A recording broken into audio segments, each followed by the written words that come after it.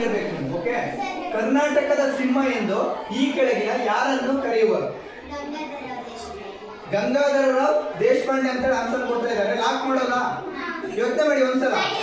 ತಪ್ಪಾಗಿದ್ರೆ ನೋಡಿ, ಯೋಚನೆ ಮಾಡಿ. ಓಕೆ, ಗಂಗಾಧರರಾವ್ ದೇಶಪಾಂಡೆ ನಾವು ಲಾಕ್ ಮಾಡ್ತಾ ಇದೀವಿ.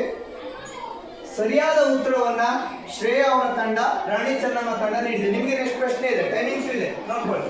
ಓಕೆ, ಈ ಒಂದು ಪ್ರಶ್ನೆಗೆ 10 ಅಂಕ. ನಿಮಗೆ ಪ್ರಶ್ನೆ, ಕನ್ನಡದ ಮೊದಲ ಕಾದಂಬರಿಗಾರ್ತಿ ಯಾರು ಅಂತ. ಓದ್ಕೊಳ್ಳಿ, ನೋಡ್ಕೊಳ್ಳಿ ಒಂದ್ಸಲ. ಆಪ್ಷನ್ ಇದೆ, ನೋಡ್ಕೊಳ್ಳಿ, ಮಿಸ್ ಮಾಡ್ಕೋಬೇಡಿ. ಶೋರ ಲಾಕ್ ಮಾಡಲ್ಲ? ಓಕೆ, ತಿರುಮಲಾಂಬ ಅಂತ ಹೇಳ್ತಾ ಇದ್ದಾರೆ. ಸರಿಯಾದ ಉತ್ತರವಾಗಿದೆ. ನಿಮಗೂ ಸಹ 10 ಅಂಕಗಳನ್ನ ಆಡ್ ಮಾಡಲಾಗಿದೆ. ಈಗ ನೇರ ಪ್ರಶ್ನೆ ನಿಮ್ಗಲ್ಲ, ನಿಮಗೆ. ಈ ಪ್ರಶ್ನೆ ನಿಮ್ಗೆ. ಕನ್ನಡದಲ್ಲಿ ಜ್ಞಾನಪೀಠ ಪ್ರಶಸ್ತಿ ಪಡೆದ ಕವಿಗಳ ಸಂಖ್ಯೆ ಯೋಚನೆ ಮಾಡಿ. ಮಿಸ್ ಆಗಿ ಕೊಟ್ಟಿರ್ತೀವಿ. ಯೋಚನೆ ಮಾಡಿ ನೋಡಿ. ಲಾಕ್ ಮಾಡೋದ 8? ಓಕೆ, ಸರಿಯಾದ ಉತ್ತರವಾಗಿದೆ. ನೀವು ಪಡಿತಾ ಇದ್ದೀರಾ 20 ಅಂಕಗಳನ್ನ. ಹೋಗ್ತಾ ಹೋಗ್ತಾ ಅಂಕಗಳು ಜಾಸ್ತಿ ಆಗ್ತಾ ಹೋಗುತ್ತೆ. ನೆಕ್ಸ್ಟ್ ಪ್ರಶ್ನೆ ನಿಮ್ಗೆ.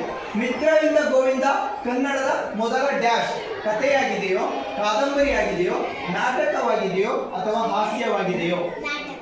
ನಾಟಕ. ಲಾಕ್ ಮಾಡ್ಲಾ? ನೋಡಿ, ಯೋಚನೆ ಮಾಡಿ. ಲಾಕ್ ಮಾಡೋದು ಆಗುಷ್? ಓಕೆ, ನಾಟಕ ಅಂತ ಹೇಳ್ತಾ ಇದ್ದಾರೆ. ಸರಿಯಾದ ಉತ್ತರವನ್ನ ಕೊಡ್ತಾ ಇದ್ದಾರೆ.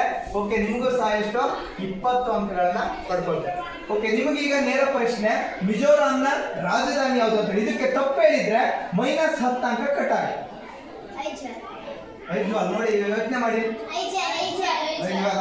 ಓಕೆ, ಸರಿಯಾದ ಉತ್ತರವಾಗಿದೆ. ಅದರಿಂದ ನೀವು ಪಡಿತಾ ಇದ್ದೀರಾ 30 ಅಂಕಗಳನ್ನು. ಓಕೆ, ನಿಮಗೆ ನೇರ ಪ್ರಶ್ನೆ ಬಂದಿದೆ. ನಾಗಾಲ್ಯಾಂಡ್ನ ರಾಜಧಾನಿ ಯಾವುದು? ಕೊಹಿಮಾ ಅಂತ ಹೇಳ್ತಾ ಇದ್ದಾರೆ. ಓಕೆ, ಲಾಕ್ ಮಾಡ್ತಾ ಇದ್ದೀನಿ. ಸರಿಯಾದ ಉತ್ತರವನ್ನು ಕೊಟ್ಟಿದ್ದಾರೆ. ತಂಡಕ್ಕೆ ಕ್ಲಾಸ್ ಹಾಕ್ಯಾ?